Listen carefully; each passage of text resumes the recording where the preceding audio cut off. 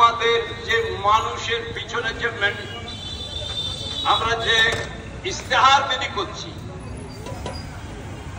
সেই ইস্তেহারের পিছনে আমরা দেখছি যে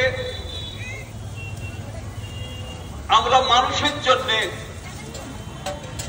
মোদী সরকার আজকে যে 503 আসন, 43টা আসন, যা 272টা পেলে ম্যাজিক ফিগার, এই পরিস্থিতির মধ্যে মোদী সরকার এবার আওয়াজ দিয়েছেন আপকি বার 400 পার। ব্যাপারটা কিন্তু আমরা খুব ক্যাজুয়ালি নিচ্ছি, কিন্তু গভীর রাজনৈতিক উদ্দেশ্যে তিনি বা তার দল এটাকে ছেড়েছেন মানুষের মধ্যে। এটা আমার বা আমাদের চোখে